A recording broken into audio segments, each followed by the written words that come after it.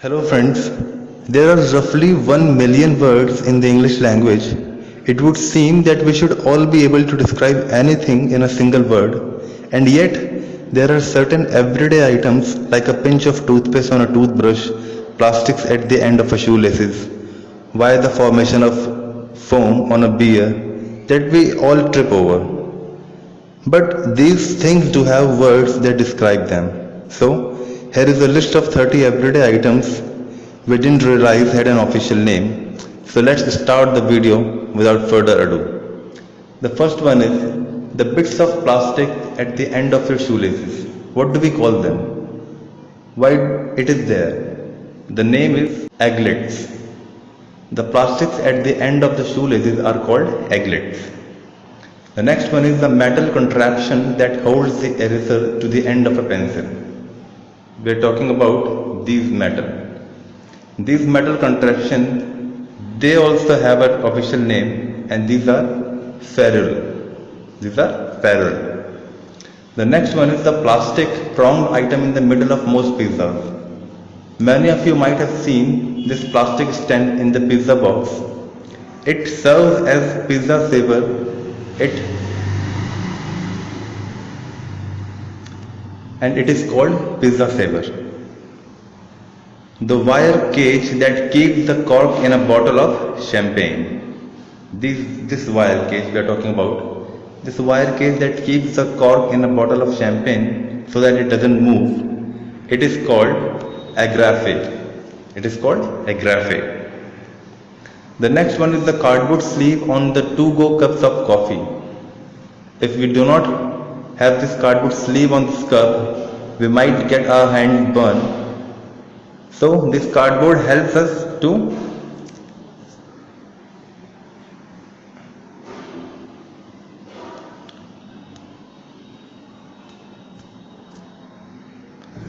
this cardboard acts as an insulator, and it has a name called zarfs. The next one is the loop on the belt that keeps the end in place. We all wear belt, and we might have seen this small loop that keeps the end of the belt in place, and this is called keeper. The word is keeper. The next is the armhole in an item of clothing. Any clothing you wear does have an armhole, and this armhole is called armscye. The word is armscye. The next one is the chart you look at while taking an eye exam.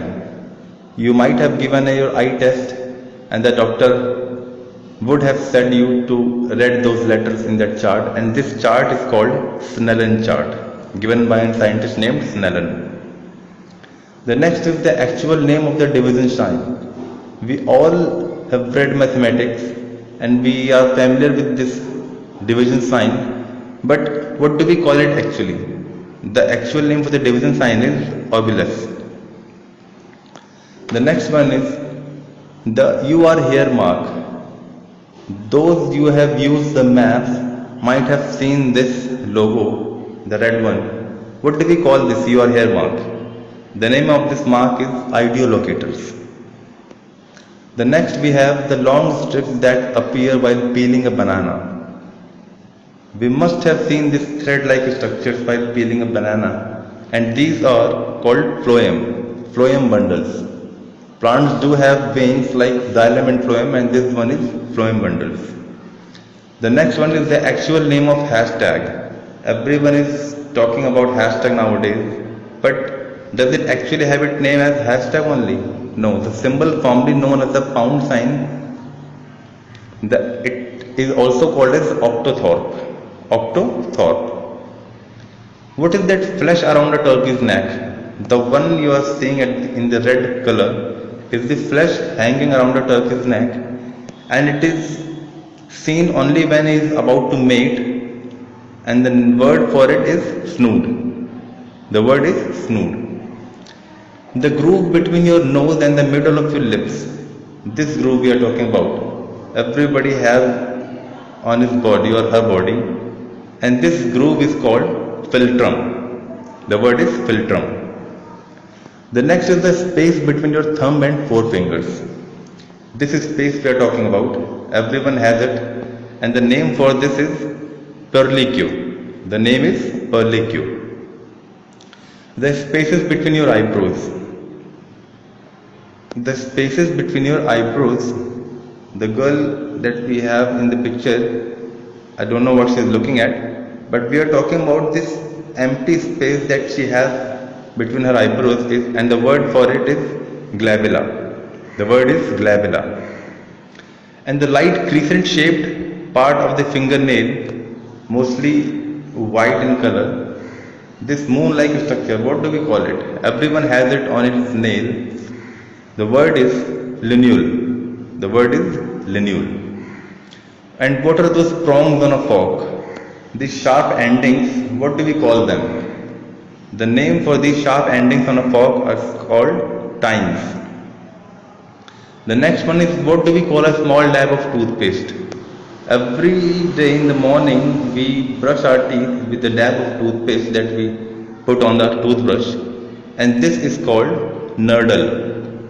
A small pinch of toothpaste on the toothbrush is called nurdle. And what is that foam on the top of beer?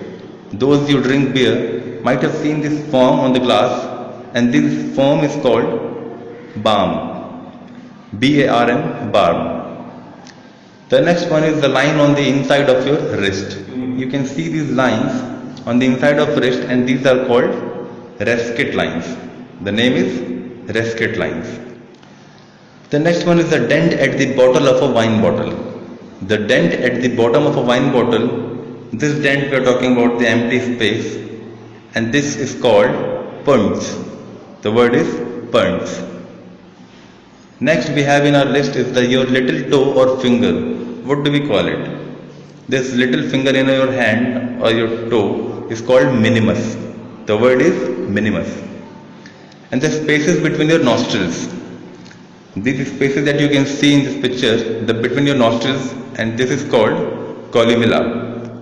The word is columella. Next is, what do we call illegible handwriting? You might have seen a doctor's handwriting which is really illegible. You cannot read it unless and until you are a doctor. So illegible handwriting can be called griffonage.